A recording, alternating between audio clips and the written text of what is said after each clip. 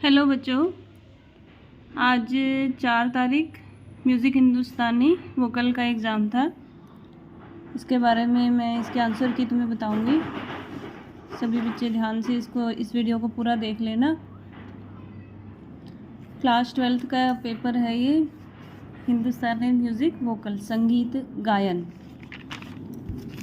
अब इसमें सबसे पहले शॉर्ट क्वेश्चंस में इसमें निर्देश दिए हुए हैं। खंड ए में सभी प्रश्न करने हो और सभी प्रश्न 1 अंक का है। खंड ब में सभी प्रश्न कीजिए और इसमें प्रत्येक प्रश्न 2 अंकों का है।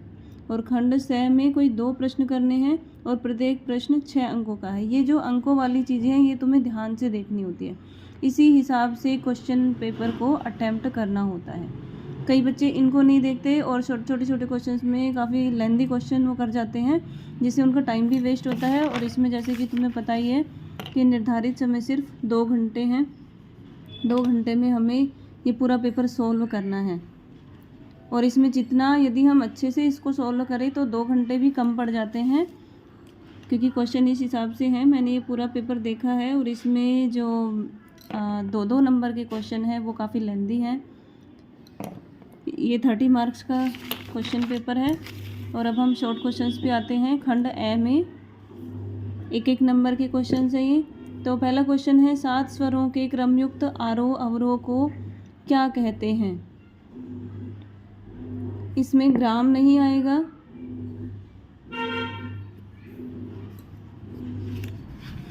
ग्राम, षडज ग्राम, मध्यम ग्राम, गंधार ग्राम। ग्राम सिर्फ स्वरों का ऐसा समूह है जो मूर्छनाओं का आश्रय हो।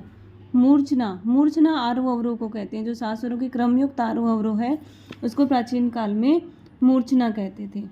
ठीक है, मूर्छनाओं का आश्रित ग्राम है, बट इसका आंसर ग्राम नहीं आएगा क्योंकि 7 स्वरों का क्रमयुक्त आरोह अवरोह पूछा है। तो इसमें सही आंसर मूर्छना आएगा। जाति भी नहीं बोलेंगे। जाति स्वरों के आरोह अवरोह को जाति कहते हैं। आरोह अवरोह में जितने स्वर लगे उनको जाति कहते हैं। और यहाँ पे थाट है, थाट भी नहीं आएगा। अब सेकंड क्वेश्चन है, संगीत रत्नाकर में कितने गमक कहे गए हैं। इसमें ये ध्यान देने की जरूरत है कि किसका पूछा है। संगीत रत्नाकर में गमक पूछा है, तो संगीत रत्नाकर में 15 गमक माने गए हैं। राग मालकोस की जाति कौन सी है। राग मालकोस में आरोह में स्वर लगते हैं सा, ग, मा, धा, नी, तारसा। तो यहाँ पे तारसा की ज़रूरत नहीं है, हमें तो स्वर गिनने हैं, तो हम इसको काट देते हैं। इसके बाद अवरोह में यही लिख देती हूँ। अवरोह में तारसा, नी, धा, मा, गा, सा।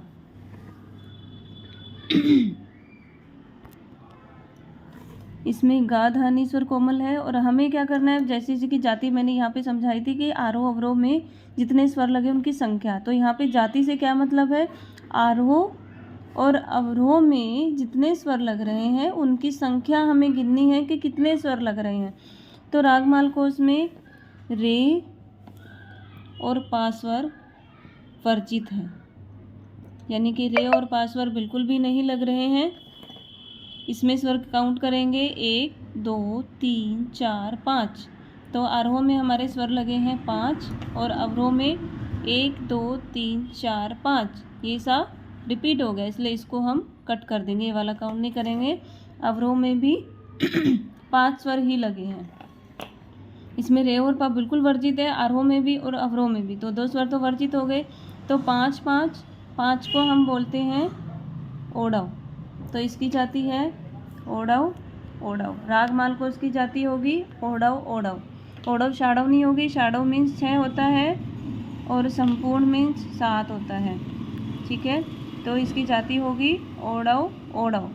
आरोह में भी 5 स्वर और अवरोह में भी 5 स्वर लगे हैं और 5 को ओडव बोलते हैं, 6 को शाडव बोलते हैं, 7 को संपूर्ण बोलते हैं। ठीक है, ये जो पहले वाला ओडव है ये आरोह की जाति दिखा रहा है और जो दूसरे वाला ओडव है ये अवरोह की जाति दिखा रहा है। चलो ये क्लियर है। नेक्स्ट सही कथन सुनिए।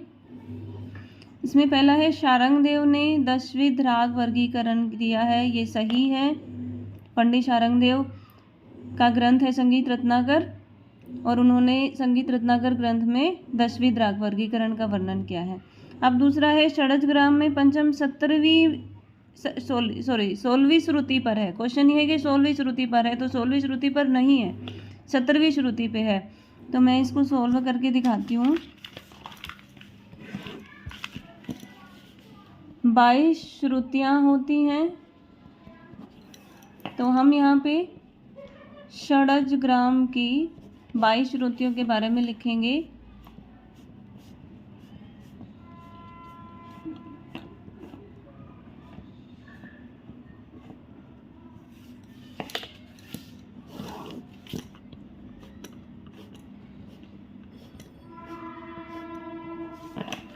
ये हमारी 22 श्रुतियाँ हो गई। अब हमें पता है कि सा मा पा की 4 श्रुतियाँ होती हैं, रे और धा की 3 श्रुतियाँ होती हैं, और गा और नी की 2 श्रुतियाँ होती हैं। तो अब हम यहाँ पे ये हमारी 22 श्रुतियाँ मैंने यहाँ पे काउंटिंग लिख दी है। अब हम इस हिसाब से इन स्वरों को 22 श्रुतियों में रखेंगे। तो सा की 4 श्रुति होती है, 1 2 3 4। हम चौथी श्रुति पे, क्योंकि स्वर अपनी अंतिम श्रुति पे स्थापित होते थे प्राचीन काल में, चौथी मात्रा पे सा लिखेंगे। इसके बाद रे की 3 श्रुति है, तो हम फिर से काउंटिंग करेंगे, 1 2 3। यहाँ पे रे आएगा 7वीं मात्रा पे। इसके बाद गा की 2 श्रुति, 1 2, गा 9वीं श्रुति पे आया। फिर से माँ की 4 श्रुति, 1 2 3 4, माँ 13वीं पे आया है। इसके बाद पा की 4 श्रुति, 1 2 3 4, तो यहाँ पे 17वीं मात्रा पे पा आया है। धा की 3 श्रुति, 1 2 3, धा 20वीं मात्रा पे आया है। अब नी की 2 श्रुति हैं, 1 2। अब ये क्योंकि पूछा गया है षडजग्राम, क्वेश्चन है हमारा कि षडजग्राम में पंचम 16वीं श्रुति पर है, तो यहाँ पे पंचम है वो 17वीं श्रुति पे है। तो ये भी गलत हो गया कि षडजग्राम में पंचम 16वीं श्रुति पर नहीं है, 17वीं श्रुति पर है। इसको कट करते हैं। शंकर पंडित का संबंध ग्वालियर घराने से है, ये ठीक है। और पंडित अहोबल ने स्वरों की स्थापना वीणा की तार की लंबाई पर करी, ये भी ठीक है। तो इसमें सही होते हैं आ, सा और दा। तो आ सा दा हमारा यहाँ पे है 4th नंबर पे, ये वाला ऑप्शन राइट है। अब नेक्स्ट क्वेश्चन देखते हैं। सही कथन चुनिए। बड़े गुलाम अली खां ठुमरी भी गाते थे, बिल्कुल गाते थे, सही है ये। तानपुरे की पहली तार को षडज में मिलाया जाता है, ये गलत है। क्यों? इसको मैं समझा देती हूँ। तानपुरे में 4 तार होती हैं, तानपुरे में 4 तार होती हैं। ये मैं तार भी बना देती हूँ, 1 2 3 4। इसमें पहली जो तार है वो पा से मिलाई जाती है, मंद्र पा से। दूसरी और तीसरी तार जोड़े की तार होती है, क्योंकि ये एक ही स्वर में मिलाई जाती है और वो स्वर है सा। तो ये दोनों तार सा में मिलाई जाती है, और जो लास्ट वाला तार है वो मंद्र सा में मिलाया जाता है। यदि किसी राग में पास्वर वर्जित होता है, पास्वर वर्जित होता है, तो पहली तार को मंद्र मा में मिलाएंगे, और सारा सेम सा सा मंद्र सा। तो यहाँ पे क्या पूछा है? तानपुरे की पहली तार को षडज में मिलाया जाता है। यह आ गया, तानपुरे की पहली तार को षडज में नहीं मिलाया जाता है। मंद्र पा सा मंद्र सा, तो यहाँ पे पा में मिलाया। तानपुरे की पहली तार को षडज में नहीं मिलाया जाता है, या तो मंद्र पा में मिलाया जाता है, यदि पास्वर वर्जित हो तो मंद्र मा में, और सारे तारे सेम, मंद्र मा सा मंद्र सा। तो ये भी गलत है। अब नेक्स्ट है, रूपक में खाली पहली मात्रा पर है। तो मैं यहाँ पे रूपक ताल बना के दिखाती हूँ। रूपक ताल में 7 मात्राएं होती है, 1 2 3 4 5 6 7। विभाग इस तरीके से होते हैं और इनके बोल हैं ती, ती, ना, धी, ना, धी, ना। अब पहली मात्रा पे खाली होती है, चौथी मात्रा पे वैसे कायदे से तो पहली ताली होनी चाहिए, लेकिन यहाँ पे दूसरी ताली, क्योंकि ये सम का ही माना जाता है। पहली मात्रा पे सम भी और खाली भी। 6 मात्रा पे 3, तो यहाँ पे पहली मात्रा पे खाली है। इसमें यही लिखा है रूपक में खाली पहली मात्रा पे है, तो ये सही है। अब झपताल में 3 विभाग है। अब मैं आपको झपताल भी बना के दिखाती हूँ। झपताल हमारी इधर ही बना लेती हूँ मैं। झपताल में हमारी 1 2 3 4 5 6 7 8 9 10 मात्राएं होती हैं। और विभाग 1 2 के बाद फिर 3 4 5 6 7 8 9 10, यानी कि 2 3 मात्राओं के 4 विभाग बनते हैं। तो इसमें तो 3 ही लिखा है, तो ये भी गलत है। हमारा ए और से ये दोनों ठीक है। ए और से हमारा यहाँ पे लिखा है, ये थर्ड ऑप्शन ठीक है। अब यहाँ पे 6 क्वेश्चन सूची 1 को सूची 2 से मिलाइए। इसमें लिखा है बागेश्वरी। बागेश्वरी का थाट काफ़ी है, क्यों? क्योंकि बागेश्वरी में गा और नी स्वर कोमल है, इसलिए इसका थाट काफ़ी है। बागेश्वरी को काफ़ी थाट से मैच करेंगे। मींड लिया जाता है, जैसे फ्लाईओवर पर से चढ़ के नीचे उतर आए हो, बड़े ही आराम से इसको गाते हैं। तो रे और पा, और ये जो चिन्ह है ये मींड का चिन्ह है, इसलिए मींड को हम इससे मैच कर देंगे। इसके बाद धमार ताल। ये धमार ताल के बोल हैं क धी ट। इसके पूरे बोल हैं क धी ट धी ट धा आ ग ती ट ती ट ता आ। ये जो बोल है ये हमारे धमार ताल के बोल हैं। इसमें से ये क धी ट ये लिया गया है, और ये यहाँ पे है क धी ट, तो ये धमार ताल का है। इसके बाद मालकोस। मालकोस में गा धा नी स्वर कोमल है। मालकोस में गा कोमल लगता है, धा कोमल लगता है और नी कोमल लगता है। राग मालकोस के आरोह अवरोह से भी हमें पता लग जाता है। जब हम आरोह अवरोह करते हैं सा गा मा धा नी सा, और अवरोह करेंगे तो सा नी धा मा गा सा, ये हमारा राग मालकोस। तो हमारा इसे मैच हो गया। आ का थर्ड से, बा का 1 से, ये हमारा यहाँ पे आता है, तो ये 1 ऑप्शन ठीक है, इसको कर सकते हैं। नेक्स्ट क्वेश्चन की तरफ चलते हैं। नंबर 7 वाला, राग भैरव में रे और पा स्वर वर्जित है। तो ऐसे तो है ही नहीं, राग भैरव की जाति भी संपूर्ण है। राग भैरव के आरोह में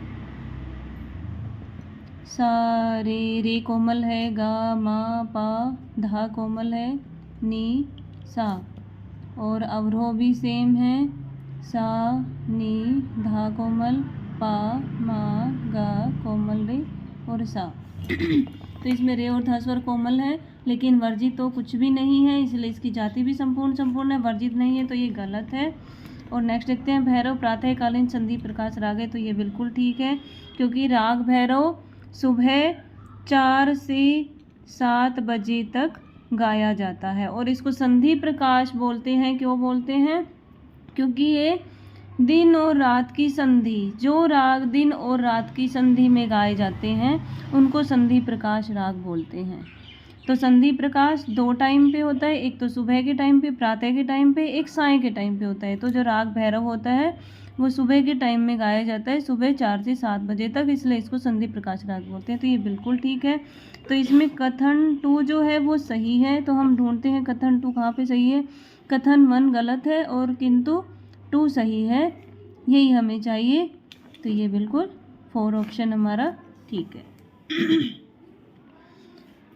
नेक्स्ट क्वेश्चन कथन 1 है, तानपुरे के जोड़े के तार को मध्यम में मिलाया जाता है। पहले क्वेश्चन में मैंने समझाया था, तानपुरे का जो जोड़े का तार होता है वो सा में मिलाया जाता है। तानपुरे के तार हम कैसे मिलाते हैं?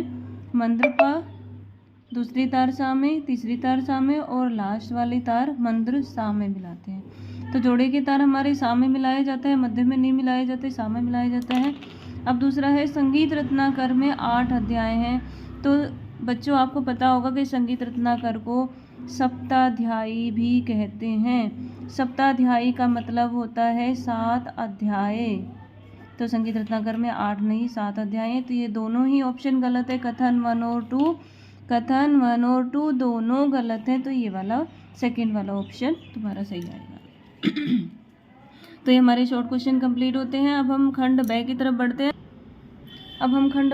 बढ़ते हैं। जैसे कि इसमें लिखा था खंड ब में सभी प्रश्न कीजिए, प्रत्येक प्रश्न 2 अंकों का है। अब इसमें जो भी क्वेश्चंस है वो काफ़ी लेंथी क्वेश्चंस है, 2 नंबर के हिसाब से तो है नहीं, क्योंकि 2 नंबर में तो 2 लाइन ही लिखी जाती है, 4 लाइन 6 लाइन 8 लाइन 1 पेज, इसमें तो 2-2 3-3 पेज भरते हैं। तो हमें इसको यही देखना है कि 2-2 नंबर के क्वेश्चन हैं तो शॉर्टकट में लिखना है। ये नहीं कि पूरा बड़े बड़े 2-3 तुमने पेज भर दिए और जो हमारे बाद वाले क्वेश्चन हैं उनके लिए हमें टाइम ही नहीं मिला। ऐसा नहीं करना।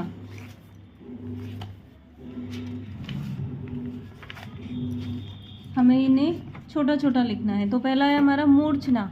इसमें है 2 पर संक्षिप्त टिप्पणियाँ लिखे, तो या तो ये वाला क्वेश्चन हमें करना है या फिर ये वाला क्वेश्चन हमें करना है। तो मैं दोनों के बारे में समझा देती हूँ। मूर्छना, आलाप और मुर्की। मूर्छना किसे कहते हैं? स्वरों के आरोह अवरोह को। वह स्वरावली जिसे सुनकर श्रोतागण मस्त, विभोर, मोहित, आकर्षित एवं आनंद विभोर हो जाए, वह मूर्छना कहलाती है। मध्यकाल में रागों के आरोह अवरोहों के स्वरूप को मूर्छना कहा जाता था। आजकल मूर्छना का कोई प्रचार नहीं है। आजकल मूर्छना को ही हम आरोह अवरोह बोलते हैं। आरोह अवरोह जो गाते हैं वही मध्यकाल में मूर्छना कहा जाता था। तथा आधुनिक काल में मींड एवं गमक युक्त स्वर रचना को मूर्छना कहते हैं। 7 स्वरों का क्रम से आरोह अवरोह करना ही मूर्छना कहलाता है। तो मूर्छना में हमें शॉर्टकट में लिखना है। चारंगदेव जी ने मूर्छनाओं के 4 भेद भी बताए हैं, शुद्धा, अंतर संहिता, काकली संहिता व अंतर काकली संहिता। मैं इसमें समझा देती हूँ आपको। मूर्छना 7 स्वरों का क्रम से आरोह अवरोह करना। मेन तो यही है, इसी से समझ में आ जाएगा मूर्छना क्या है। और जो पंडित हमारे पंडित शारंगदेव जी हैं उन्होंने मूर्छनाओं के 4 भेद बताए हैं। 4 भेद कौन कौन से हैं? पहला है शुद्धा, दूसरा है अंतर संहिता, तीसरा है काकली संहिता और चौथा है अंतर काकली संहिता। अब चूंकि ये क्वेश्चन 2 नंबर का ही है तो हमारा इतना ही लिखना काफ़ी है। ज़्यादा डिटेल में लिखेंगे तो हमारा और जो भी पेपर है वो सॉल्व नहीं हो पाएगा। अब नेक्स्ट है हमारा आलाप। आलाप राग का सौंदर्य बढ़ाने के लिए आलाप का प्रयोग किया जाता है। आलाप होता क्या है? स्वरों का वह विस्तृत रूप। जब हम स्वरों को गाते हैं आकार में आ का रूप देकर गाते हैं उसको आलाप कहते हैं। तो आलाप को हम 2 तरीके से गा सकते हैं। आलाप को हम 2 तरीके से गाते हैं। पहला होता है तालबद्ध और दूसरा होता है बिना ताल का, यानी कि सिर्फ स्वर में गा सकते हैं और ताल में भी गा सकते हैं और नोम तोम के रूप में भी आलाप गा सकते हैं। इसके बाद है मुर्की। तो मुर्की क्या होता है? 3 स्वरों को जब द्रुत गति के साथ गाएं। जब 3 स्वरों को जल्दी से, द्रुत गति बोलते हैं जल्दी से, जल्दी जल्दी गाएं, उसको मुर्की कहते हैं। और मुर्की का एग्जाम्पल हम इस तरीके से दे सकते हैं, जैसे कि प ग म, इसको हमने जल्दी से गा लिया तो ये मुर्की है।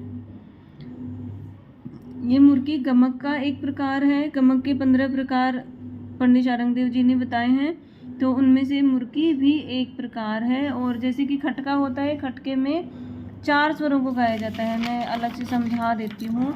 एक होता है खटका, खटके में 4 स्वरों को जल्दी से गाया जाता है। द्रुत गति से। जैसे कि हमें पा के ऊपर खटका लगाना है, खटका का चिन्ह ऐसे ब्रैकेट में उसको बंद कर देते हैं कोष्टक में। और इसको गाते कैसे हैं, इसके आगे वाला स्वर, हमने ये वाला स्वर गाया, पा गाया, फिर इसके आगे वाला स्वर पा धा, फिर से उसी स्वर पे आएंगे, पा गाया और इसे पहले वाला स्वर गाएंगे, पा धा पा मा। जल्दी से पा को गाएंगे, पा धा पा मा। ठीक है, ये खटका है। लेकिन मुर्की में 3 स्वर जल्दी से गाते हैं, जैसे कि पा गा मा। तो ये मुर्के हो गया। नेक्स्ट है संगीत पारिजात का संक्षिप्त विवरण दीजिए। तो हम इसमें से ऑप्शन कोई भी कर सकते हैं, या तो ये वाला कर सकते हैं या फिर ये वाला कर सकते हैं। तो संगीत पारिजात का संक्षिप्त विवरण देना है तो संगीत पारिजात पंडित अहोबल ने लिखी थी। ये ध्यान रखना है, संगीत पारिजात का लेखक है वो पंडित अहोबल है। और इसमें 2 नंबर का ही है, तो इसमें थोड़ा सा ही वर्णन करना है। तो संगीत पारिजात पंडित अहोबल ने लिखा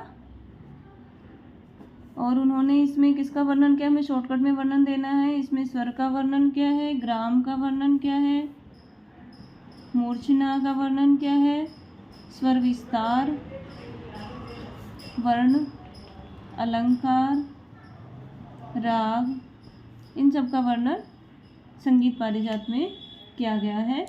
और थोड़ा सा और भी लिख सकते हैं कि इसमें इन्होंने 122 रागों का वर्णन किया है। इन्होंने रागों को ठाटों के अंतर्गत नहीं रखा। तालों का वर्णन किया है इन्होंने। और इन्होंने विकृत स्वरों के 29 नामों का उल्लेख किया है। लेकिन स्वरों में सिर्फ 12 स्वरों का ही प्रयोग कर सकते हैं, क्योंकि वो सेम नाम अलग अलग हो गए हैं, स्वर सेम है। अब हम नेक्स्ट क्वेश्चन की तरफ चलते हैं। फयाज खां के भारतीय संगीत को योगदान नहीं, भारतीय संगीत में योगदान का संक्षिप्त विवरण दीजिए। अब कायदे से देखा जाए तो फयाज खां की जीवनी बहुत लंबी हो सकती है, तो हमें सिर्फ इसका शॉर्टकट में वर्णन देना है कि भारतीय संगीत में क्या योगदान है। तो उस साथ फयाज खां आकाशवाणी में भी गाते थे, उन्होंने गज़ल भी गाई है, ठुमरी भी गाई है। उन्होंने गज़ल और ठुमरी इतने आश्चर्यजनक तरीके से गाई हैं कि श्रोता प्रशंसा किए बिना नहीं रह सकते थे। और उनको कई उपाधियाँ भी मिली हैं। उनको आफ्ताबी मौसी की उपाधि मिली है और ज्ञान रत्न की उपाधि भी मिली है। तो शॉर्टकट में इनका वर्णन दे देंगे। अब नेक्स्ट है राग बागेश्वरी की विशेषताओं का वर्णन। तो हमें राग बागेश्वरी के बारे में शॉर्टकट में वर्णन देना है। राग बागेश्वरी में हमें पता होना चाहिए, राग बागेश्वरी का हमें विस्तृत में वर्णन नहीं करना। राग बागेश्वरी का ठाट काफ़ी है। क्यों है काफ़ी ठाट, क्योंकि इसमें कोमल ग और कोमल नी स्वर लगते हैं। ठीक है, इसका जैसे कि आरोह हम करते हैं नी सा ग मा धा नी सा, तो इसमें देखो रे स्वर वर्जित है और पा स्वर वर्जित है। आरोह में रे और पा स्वर वर्जित है और अवरोह में सारे स्वर लग रहे हैं, अवरोह में वर्जित नहीं है, अवरोह में 7 स्वर लग रहे हैं। तो इसकी जाति हो जाएगी, आरोह में 5 स्वर 5 और अवरोह में 7 स्वर, इसकी जाति हो जाएगी ओढ़व संपूर्ण। तो हमें इसकी डिटेल में वर्णन नहीं करना। इस राग का ठाट काफ़ी है, इसमें गा और नी स्वर कोमल लगते हैं, इसकी जाति ओढ़व संपूर्ण है। यह रात्रि के सेकंड प्रहर में गाया जाता है। इसमें वादी स्वर माँ है। वादी स्वर क्या होता है, जो राग में सबसे ज़्यादा यूज होता हो, राग का राजा माना जाता है। और इसका समाधि स्वर सा है। समाधि स्वर क्या होता है, जो वादी से कम लेकिन अन्य स्वरों से ज़्यादा यूज हो। तो इसमें मा स्वर वादी है और सा स्वर समाधि है। तो हम नेक्स्ट क्वेश्चन की ओर चलते हैं। राग मालकोस का 50 स्वरों तक विस्तार कीजिए। तो हमें राग मालकोस की मैंने बच्चों आपको पहले ही एक ट्रिक बताई थी कि हम विस्तार कैसे कर सकते हैं। तो अभी तक तो क्वेश्चंस में ऐसे आते थे कि 30 स्वरों तक स्वर विस्तार कीजिए, लेकिन अब आया है 50 स्वरों तक स्वर विस्तार कीजिए। तो कई बच्चे बड़े ही कंफ्यूज हो जाते थे कि हम किस तरीके से इसको स्वर विस्तार करें। तो जिनको नहीं आता था, मैंने उनको एक ट्रिक बताई थी कि आरोह प्लस में पकड़ प्लस में अवरोह और इसमें अपनी तरफ से स्वर जोड़ के इसको 30 स्वरों तक कर देते थे। तो हमें पहले आरोह लिखना है। आरोह होगा सा गा मा धा नी सा, और इसका अवरोह है सा नी धा मा गा सा, और इसकी पकड़ होती है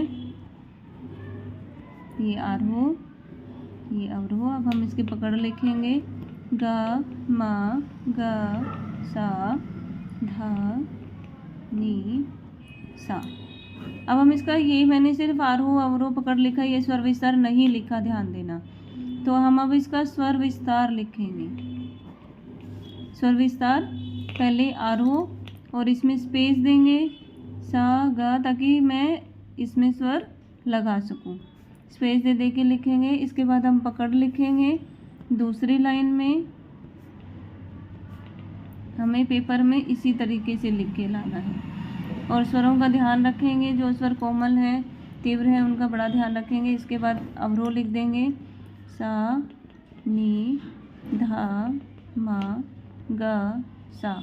तो इसकी एक ट्रिक ये भी है कि राग मालकोस में वादी स्वर और समाधि स्वर को बार बार यूज कर लो। तो वादी स्वर इसमें माँ है और समाधि स्वर सा है, लेकिन क्योंकि यहाँ पे हमें 50 स्वरों तक स्वर विस्तार करना है, इसलिए हम सारे ही स्वरों को लगभग बार बार यूज करेंगे। तो सा 2 बार यूज कर लिए। कोमल गा हमने इसको 4 बार यूज कर लिया। उसके बाद माँ को कितनी ही बार यूज कर सकते हैं। फिर कोमल धा, कोमल नी और सा को भी हम बार बार यूज करेंगे क्योंकि ये समाधि स्वर है। इसके बाद हम इसको कंटिन्यूअसली रिपीट करते रहेंगे। माँ वादी स्वर है, इसलिए हम इसको बार बार यूज करेंगे। ये एक अच्छा तरीका हो सकता है स्वर विस्तार करने के लिए, कभी भी गलती नहीं होगी।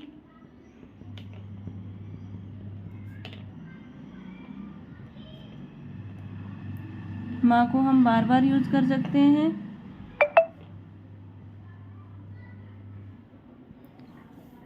तो हम इसको काउंट कर सकते हैं कितने स्वर हो गए हैं। तो ये 50 स्वर तक स्वर विस्तार हम इसका कर सकते हैं। हमें ध्यान ये रखना है क्योंकि राग मालकोस में कोमल गा, कोमल धा और कोमल नी स्वर यूज होते हैं। तो हमें हर जगह यदि हमें ध्यान नहीं गया हो तो जहाँ भी गा धा और नी है उन सबको कोमल करते चलेंगे। तो ये हो गया हमारा राग मालकोस का स्वर विस्तार। इसके बाद तानपुरे को मिलाने की विधि। तानपुरे को मिलाने की विधि देखो, ये 2 नंबर का क्वेश्चन है, तो हमें डिटेल में कुछ भी वर्णन नहीं करना, हमें शॉर्टकट में ही वर्णन करना है। तो तानपुरे को मिलाने की विधि, तानपुरे में 4 तार होते हैं और ये तार किस तरीके से मिलाए जाते हैं। तानपुरे की पहली तार मंद्रपा में, दूसरी और तीसरी तार मध्य सप्तक के सामने और चौथी तार मंद्र सप्तक के सामने। ये मैं पहले ही समझा चुकी हूँ। यदि पा स्वर वर्जित हो तो मंद्र मा में मा सा मंद्र सप्तक के सामने, और यदि पा और मा स्वर दोनों ही वर्जित हो, वैसे तो आजकल के रागों में इस तरीके से होता नहीं है, पहले के रागों में होता था। तो इसमें मंद्र नी स्वर नी सा मंद्र सप्तक का स्वर सा, इस तरीके से हम तानपुरे को मिलाते हैं। मैंने पेन चेंज कर लिया है क्योंकि रेड पेन में कम दिखाई दे रहा था। अब देख नेक्स्ट क्वेश्चन है, संगीत रत्नाकर में दिए गए सांगीतिक तत्वों का संक्षिप्त विवरण दीजिए। तो संगीत रत्नाकर में, क्योंकि ये सिर्फ 2 नंबर का क्वेश्चन है, ये हमें बहुत ध्यान रखना है। इसमें मार्क्स 2 हैं, तो हमें 2 नंबर के हिसाब से ही इसको अटैम्प्ट करना है, नहीं तो टाइम वेस्ट होगा। तो संगीत रत्नाकर हमारा लिखा है पंडित शारंगदेव ने। संगीत रत्नाकर के लेखक का नाम है पंडित शारंगदेव, और संगीत रत्नाकर को सप्ताध्यायी भी कहते हैं। इसके 7 अध्यायों का नाम जरूर लिखेंगे और उनके बारे में थोड़ा थोड़ा वर्णन यदि हो सकता है तो कर देंगे। पहला अध्याय है स्वराध्याय,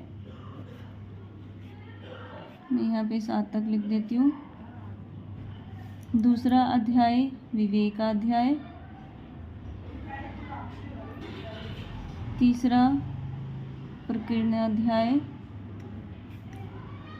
चौथा अध्याय प्रबंधाध्याय, पांचवा तालाध्याय, छठा वाद्याध्याय और सातवां नर्तनाध्याय। अब इसमें सब स्वराध्याय में 7 शुद्ध और विकृत, 7 विकृत और शुद्ध स्वर हैं। 7 स्वरों का वर्णन किया गया है और इसमें सारणा, चतुष्टयी, ग्राम, मूर्छना, इन सब का वर्णन किया गया है। इसको हम डिटेल में नहीं लिखेंगे, ग्राम, मूर्छना, सारणा, चतुष्टयी शॉर्टकट में हम पेपर में अटेम्प्ट कर देंगे। ये मैं सिर्फ समझाने के लिए आपको थोड़ा डिटेल में बता रही हूँ। विवेकाध्याय में ग्राम राग, उनके विभाग, उपराग, भाषा, विभाषा, अंतर्भाषा, देशी राग, इन सब चीज़ों का वर्णन राग विवेकाध्याय में किया गया है। प्रकीर्णनाध्याय में गायक के गुण दोषों का वर्णन किया गया है। वाग्यकार के लक्षण बताए गए हैं। अवनद वाद्यों का वर्णन है, वाद्यों का वर्णन है। प्रबंधाध्याय में देशी संगीत, गांधर्व गान, निबद्ध आदि का वर्णन है। सूर, आली, विप्रकीर्ण, इला आदि इनके भेद बताए गए हैं। तालाध्याय में नाम से ही पता लग रहा है, इसमें 121 तालों का वर्णन किया गया है। और हमारी तालें 2 तरीके की होती थी, एक तो मार्गी ताल और दूसरा देसी ताल, तो इसमें दोनों ही तालों का वर्णन किया गया है। वाद्याध्याय में वाद्य जैसे कि इंस्ट्रूमेंट जिसको बोलते हैं, इंस्ट्रूमेंट का वर्णन किया गया। और वाद्य 4 प्रकार के माने गए हैं, तत्, वितत, घन, अवनद और एक और है सुशिर, 5 प्रकार के। वादकों के गुण दोष का भी वर्णन किया गया है। वादक जो बजाने वाले होते हैं उनके गुण और दोषों का भी वर्णन इसमें किया गया है। नर्तनाध्याय में नाट्य, नृत्य और एक होता है नृत्य, इन तीनों का वर्णन इसमें किया गया है। क्योंकि हमारा ये 2 ही नंबर का क्वेश्चन है, इसलिए हम इसको डिटेल में नहीं लिखेंगे, शॉर्टकट में हम इसमें लिख देंगे। नेक्स्ट क्वेश्चन, उस्ताद बड़े गुलाम अली खां का जीवन चित्र और सांगीतिक योगदान। अब 2 नंबर में हम जीवन चित्र भी बता देंगे और सांगीतिक योगदान भी बता देंगे। ये तो बड़ी हास्यास्पद सी चीज़ लग रही है, लेकिन एग्ज़ाम ऐसा ही आया है तो हमें इसी तरीके से सॉल्व करना है। अब बड़े गुलाम अली खां का जन्म 1903 ईस्वी में हुआ है, पंजाब के कसूर नामक गांव में। इनके पिता का नाम है अली बख्श। इनके ये 3 भाई थे, संगीत कला में तीनों निपुण थे। इन्होंने अपने चाचा काले खां से संगीत की शिक्षा ली। इन्होंने अपनी जीविका शुरू करने के लिए सारंगी बजाना शुरू किया था और संगीत सम्मेलन भी इन्होंने किए। ये एक वाद्य के साथ रियाज करते थे, उस वाद्य का नाम था वाद्य कानून। तो इनकी गायकी में कर्ण और स्पर्श स्वर की अधिकता थी। इन्हें पद्म भूषण की उपाधि मिली है, वो उपाधि इन्हें दी है राष्ट्रपति ने। तो हमें शॉर्टकट में ही वर्णन देना है। और 1961 में इन्हें लकवा हो गया और 23 अप्रैल 1968 में ये इनकी डेथ हो गई। अब नेक्स्ट क्वेश्चन हम देखते हैं, निम्नलिखित में से किन्हीं 2 को परिभाषित करना है, गमक, मींड और अलंकार। तो ये तो शॉर्ट ही क्वेश्चन है। गमक के बारे में, स्वरों का वह कंपन। गमक क्या होता है? कंपन। किसका कंपन? स्वरों का। ये नहीं स्वरों को कैसे भी हिला दिया। स्वरों का वह कंपन जिससे श्रोताओं के मन को प्रसन्नता मिले, गाने में अच्छा लगना चाहिए। और आजकल क्या कहते हैं? गंभीरता पूर्वक स्वरोच्चारण को गमक कहते हैं। गमक के 15 प्रकार माने गए हैं, कंपित, आंदोलित, आहत, प्लावित, उल्लासित, स्फुरित, त्रिभिन्न, हुंफित, वली, लीन, मुद्रित, कुरुला, नामित और मिश्रित। तो इनमें लगभग सभी जो गमक है वो हमारे म्यूज़िक में यूज़ होते हैं, जैसे कि खटका, मुर्की, कर्ण, मींड, जमजमा, विकड़ी, ये इसी तरीके के हैं। कुछ जो गमक है, कुछ गमक के प्रकार हैं वो म्यूज़िक वोकल में यूज़ होते हैं और कुछ इंस्ट्रूमेंट में यूज़ होते हैं, कुछ बजाने में यूज़ होते हैं। तो गमक के बाद है हमारा मींड। मींड क्या होता है? जब 2 स्वरों के बीच के स्वरों को उच्चारण किए बिना गाया जाए तब वह मींड कहलाता है। यानी कि एक तरीके से जैसे फ्लाईओवर पर से चढ़ के उतर गए हो, इस तरीके से गाते हैं। जैसे कि पा के बाद पा और गा, तो पा के बीच में स्वर माँ आएगा, लेकिन हम माँ को नहीं गाएंगे। पा से इस तरीके से लेते हुए जैसे फ्लाईओवर पर चढ़े और ये उतर गए, तो इसी तरीके से लिखना होता है पा गा, और इसके ऊपर ये जो निशान है, ये जो फ्लाईओवर वाला जो निशान लग रहा है, यही मींड का निशान है। इसी तरीके से इसको गाया जाता है। इसके बीच के स्वरों को नहीं गाते हैं, इसको ऐसे लंबा खींच के गाते हैं। इसका निशान उल्टा अर्धचंद्रा का। नेक्स्ट है हमारा अलंकार।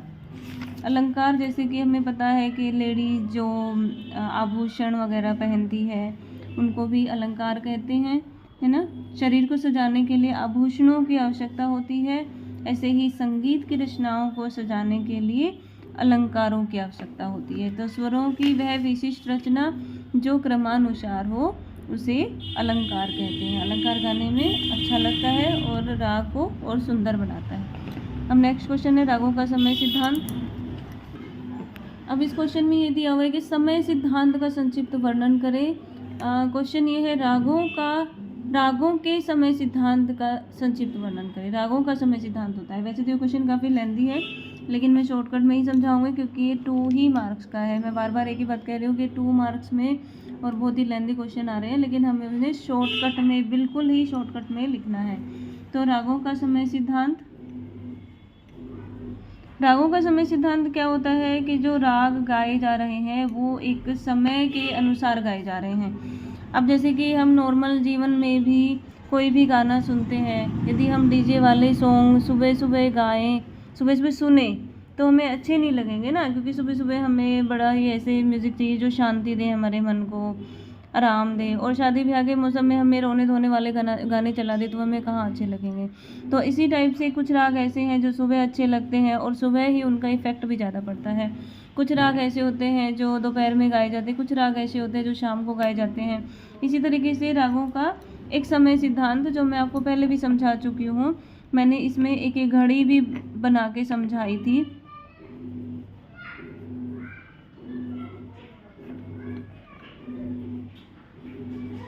ये एग्जाम में बिल्कुल नहीं बनानी, मैं सिर्फ ये समझाने के तौर पे बता रही हूँ। 4 से 7 हमें ध्यान रखना है कि जो हमारे 12 तक बजेंगे वो 2 बार बजते हैं, यानी कि हमारे 24 आवर्स होते हैं। तो सुबह का और शाम का ही हमें देखना है। तो 4 से 7 बजते हैं, सुबह में भी बजते हैं और शाम को भी बजते हैं। इसके बाद का हमारा ये है हमारा दिन का फर्स्ट प्रहर। दिन का फर्स्ट प्रहर भी यही है और शाम में रात का फर्स्ट प्रहर यही हो जाता है। इसके बाद है 7 से 10, ये है हमारा सेकंड प्रहर। ये दिन और रात 2 प्रहर हो जाते हैं। इसके बाद हमारे ये सारा 10 से जो बचा हुआ टाइम है वो सारा आ जाता है। अब हमारे जो स्वर हैं वो किस तरीके से हैं। कोमल रेधा वाले स्वर, ये हमारे ये हमारे संधि प्रकाश रागों में जो सुबह और शाम को दिन के फर्स्ट प्रहर और रात के फर्स्ट प्रहर में गाए जाते हैं वो संधि प्रकाश राग कहलाते हैं। तो यहाँ पे हमें रागों का समय सिद्धांत का वर्णन करना है, इसलिए मैं इसको डिटेल में नहीं बताऊंगी। तो इसे हम किस तरीके से कर सकते हैं कि पहले वाला ऑप्शन होता है स्वरों के आधार पे। स्वरों के आधार पे हम कैसे कर सकते हैं। पहला है हमारा कोमल रेधा, स्वरों के आधार पे पहला कोमल रेधा के आधार पे ये हमारे संधि प्रकाश राग कहलाते हैं। तो ये सुबह और शाम 2 टाइम में गाए जाते हैं। और इसके बाद स्वरों के आधार पे ही शुद्ध रेधा वाले राग जो हैं वो गाए जाते हैं। इसके बाद कोमल गा और कोमल नी वाले राग जो हैं वो गाए जाते हैं और इनका टाइम है 10 से लेके 4 बजे तक। कोमल गा और कोमल नी वाले राग जो हैं वो 10 से लेके 4 बजे तक गाए जाते हैं। तो जो हमारी क्लॉक बनाई थी उसमें मैं दिखा देती हूँ। 4 से 7 में कोमल रेधा वाले राग और 7 से 10 में कोमल गानी वाले शुद्ध रेधा वाले राग, और जो बचा हुआ टाइम है उसमें कोमल गानी वाले राग। इसके बाद पहला तो ये हो गया स्वरों के आधार पे। अब दूसरा है हमारा अधदर्शक स्वर के आधार पे। तो अधदर्शक स्वर हमारा माँ को माना जाता है क्योंकि हमारे 2 माँ हैं, एक शुद्ध माँ और दूसरा तीव्र माँ। तीव्र माँ का ये निशान ऊपर खड़ी रेखा है। मध्यम स्वर माँ स्वर को अधोदर्शक स्वर माना जाता है। हमारा 24 घंटे का टाइम है, इसमें को 2 भागों में बांटा गया है। पहला भाग पूर्वार्ध हमारा क्या होता है, दिन के 12 बजे से और रात के 12 बजे तक। ये पहला टाइम है, इसको पूर्वार्ध कहते हैं। और दूसरा टाइम है रात के 12 बजे से और दिन के 12 बजे तक, इसको कहते हैं उत्तरार्ध। तो इसमें मध्यम, तीव्र मध्यम और शुद्ध मध्यम पूर्वार्ध और उत्तरार्ध में यूज होते हैं। ये इसीलिए माँ को अधोदर्शक स्वर कहा गया है। अब जो हमारा तीसरा है वो है पूर्वांग और उत्तरांग के आधार पे समय निर्धारण। तो पूर्वांग जो पूर्वार्ध गाया जाता है वो पूर्वांग में होता है और उत्तरार्ध में उत्तरांग। हमारे पास ये स्वर हैं सा रे गा मा पा धा नी सा। इसको हम इस तरीके से लिख सकते हैं, इसको हम आधे बीच में से बांट लेते हैं, 1 2 3 4 इधर कर लिए और 4 उधर कर लिए। तो जो इधर वाला हिस्सा है वो है पूर्वांग और इधर वाला जो हिस्सा है वो है उत्तरांग।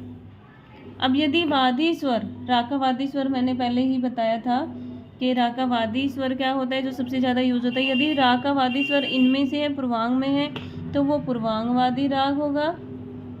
और यदि उत्तरांग में है वादी स्वर तो उत्तरांगवादी राग होगा। आजकल ये जो मा और पा है इनको पूर्वांग उत्तरांग दोनों में मान लिया जाता है। वो किस तरीके से माना जाता है, यदि वादी स्वर मान लो मा है और समाधि स्वर तार सप्तक का सा है तो वो उत्तरांग में ही गाया जाएगा। ये ध्यान रखने वाली चीज़ है, लेकिन मैं ज़्यादा कंफ्यूज नहीं करूँगी। इसमें हम नॉर्मली तरीके से इसी तरीके से बांट लेंगे। और यदि वादी स्वर पूर्वांग वाले सारे गामा में से है तो पूर्वांगवादी, और यदि बाधा निशा में से है तो उत्तरांगवादी। और उनका गायन समय पूर्वांग का दिन के 12 बजे से रात के 12 बजे तक और उत्तरांग का समय रात के 12 बजे से दिन के 12 बजे तक। और एक इसका वर्गीकरण क्या है कि वादी और समाधि स्वरों के आधार पे, तो वो सेम ही इसकी डेफिनेशन है कि यदि वादी स्वर पूर्वांग में है तो पूर्वांगवादी, और यदि समाधि स्वर वादी स्वर उत्तरांग में है तो उत्तरांगवादी। अब हम आ गए हैं खंड 6 पे। इसमें से कोई 2 क्वेश्चन करने हैं, लेकिन मैं तुम्हें तीनों समझा दूंगी। इसमें ये 6 नंबर के क्वेश्चन है, तो ये हमें डिटेल में करने हैं। अब इसमें क्या है, ताल रूपक और झपताल का परिचय देते हुए ताल रूपक में तिगुन और झपताल में चौगुन। ये हमें ध्यान रखना है कि ताल रूपक में तिगुन करनी है और झपताल में चौगुन करनी है। तो मैं यहाँ पे समझाऊंगी रूपक ताल। तो यहाँ पे इसको स्केल से बड़े अच्छे से बनाएंगे। मैं तुम्हें रफली समझा रही हूँ, लेकिन जब भी एग्जाम में ताल बनाओगे तो स्केल से सीधी लाइन खींचते हुए बनाओगे। और ये बिल्कुल बराबर होने चाहिए। यहाँ पे आगे मात्रा, रूपक ताल में 7 मात्राएं होती हैं। उसके नीचे स्केल से ऐसे लाइन खींचोगे, फिर हम बोल लिखेंगे। पहली के नीचे ती, दूसरे के नीचे ती ती ती ना धी ना धी ना। ये हमारे रूपक ताल के बोल है। ये बिल्कुल मात्राओं के नीचे ही लिखेंगे। इसके बाद जब हम ताल चिन्ह लिखेंगे, ताल चिन्ह के आगे तो पहली मात्रा पे सम भी है और खाली भी है, इसलिए दोनों निशान इस पे लगाएंगे। अब चौथी मात्रा पे 2 और 6 मात्रा पे 3। अब हमें इसमें दुगुन नहीं बनानी, क्योंकि क्वेश्चन में पूछा है कि ताल रूपक में तिगुन, तो हमें इसमें तिगुन बनानी है। तिगुन क्या होता है, तिगुन होता है एक मात्रा में 3 बोल। एक मात्रा में 3 बोल, तो हमें एक मात्रा में 3 बोल लेने हैं। तो हमें एक मात्रा में 3 बोल ती ती ना, ये तीनों बोल इकट्ठे लिखने हैं। पहली मात्रा के नीचे ती ती ना, और इसको ऐसे अर्धचंद्राकार नीचे लगा देंगे। इसके बाद नेक्स्ट 3 बोल धी ना धी, ये लिखेंगे हम दूसरी मात्रा के नीचे, धी ना धी। इसके बाद नेक्स्ट 3 बोल ना, और वापस शुरू कर देंगे फर्स्ट मात्रा वाली बोल से ही, ना ती ती, ये तीसरी मात्रा के नीचे ना ती ती। इसके बाद ना धी ना, हम 3-3 बोल लेके हुए चलेंगे। फिर धी ना ती, ती ना धी, इसके बाद ना धी ना। तो हमारे बोल भी कंप्लीट हो गए हैं। ध्यान देने वाली बात है कि हमारे ये जो बोल हैं ये 3 बार रिपीट हुए हैं। दुगुन में 2 बार रिपीट होते हैं, तिगुन में 3 बार रिपीट होते हैं और चौगुन में 4 बार रिपीट होते हैं। लेकिन हमें ध्यान इतना देना है कि जो मात्राएं हैं उनके नीचे ही हमें ये लिखने हैं। तो हमें जब एग्ज़ाम में ये टेबल बनाएंगे तो बड़े ही खुला खुला पूरा पेज पे और बड़ी सुंदर सी बनाएंगे। और बोल के नीचे ही जैसे फर्स्ट मात्रा के नीचे ती, उसके नीचे सम का निशान है, उसी के साथ ही खाली का निशान है और उसके नीचे तिगुन ती ती ना इसके नीचे ही आनी चाहिए। इस चीज़ का ध्यान देना है, तभी पूरे नंबर मिलेंगे। और इसके नीचे इसका पूरा वर्णन कर देना है। वर्णन हमारा ताललिपि में से ही निकल रहा है। रूपक ताल में 7 मात्राएं होती हैं, 3 2 2, 3 2 2 मात्राओं के 3 विभाग हैं। 7 मात्राएं हैं, 3 2 2 मात्राओं के 3 विभाग हैं। ये देखिए हमने यहाँ विभाग बनाए हैं ना, 1 2 3 विभाग, 4 5, फिर विभाग है 6 7। तो 3 पहले विभाग में 3 मात्राएं हैं, दूसरे विभाग में 2 मात्राएं हैं, तीसरे विभाग में फिर से 2 मात्राएं हैं। 3 2 2 मात्राओं के 3 विभाग हैं। और यहाँ पे पहली मात्रा पर सम और पहली मात्रा पर खाली भी है। पहली मात्रा पर खाली है, चौथी मात्रा पे दूसरी ताली है और छठी मात्रा पे तीसरी ताली है। तो ये हो गई हमारी रूपक ताल। और इसमें दूसरी जो ताल दी हुई है वो है हमारी झप ताल। झप ताल के बारे में भी मैं आपको बताती हूँ। यहाँ पे हमें हमारे क्वेश्चन में दिया है कि झप ताल में चौगुन है, तो मैं इसको पूरा खुला खुला लिखूँगी ताकि मेरे चौगुन बड़े आराम से आ जाए। 1 2 3 4 5 6 7 8 9 10। जैसे कि इसके विभाग हैं हमारे 1 2 3 4 5 6 7 8 9 10। हमारे इसी तरीके से विभाग है। इसमें 10 मात्राएं हैं और 2 3 मात्राओं के 4 विभाग हैं। 1 2 पहले विभाग में 2 मात्राएं, दूसरे विभाग में 3 मात्राएं, तीसरे विभाग में 2 मात्राएं, चौथे विभाग में 3 मात्राएं। अब इसके हम नीचे बोल लिख देंगे।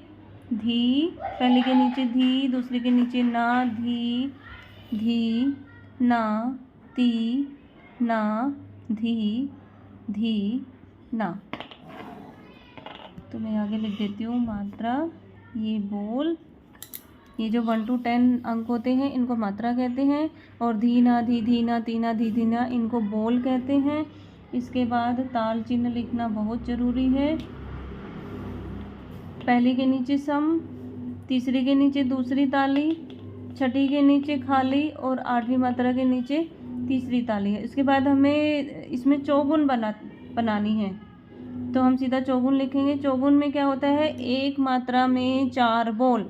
चौगुन होता है एक मात्रा में 4 बोल, यानी कि एक मात्रा में 1 2 3 4 बोल। तो ये चारों बोल हम इकट्ठे लिखेंगे। धी ना धी धी, ये चारों बोल हमने इकट्ठे लिख लिए। उसके बाद नेक्स्ट 4 बोल ना ती ना धी, उसको भी हम लिख लेंगे। ना ती ना धी, ये लिखेंगे हम दूसरी मात्रा के नीचे। हमारा यहाँ तक खत्म हुआ था। इसके बाद धी ना, ये तीसरी मात्रा के नीचे लिखेंगे। धी ना, फिर यहाँ से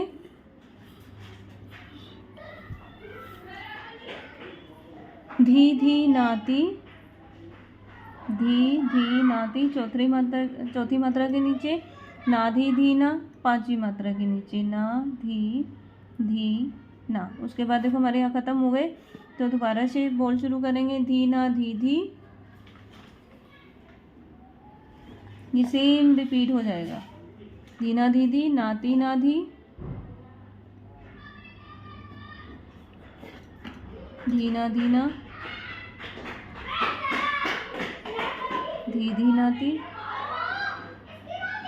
ना धी ना। हमें इतना ध्यान रखना है कि मात्राओं के नीचे ही होना चाहिए। 10वीं मात्रा के नीचे आना चाहिए, 9वीं मात्रा के नीचे, 8वीं मात्रा के नीचे। इसमें गड़बड़ हो गई तो हमारे नंबर कट जाएंगे। इसके बाद इसका वर्णन। जब ताल में 10 मात्राएं हैं, 2 3 मात्राओं के 4 विभाग हैं। पहली तीसरी 8वीं मात्राओं पर पहली, दूसरी, तीसरी ताली है और छठी मात्रा पर खाली है। इसका हमें वर्णन अच्छे से कर देना है।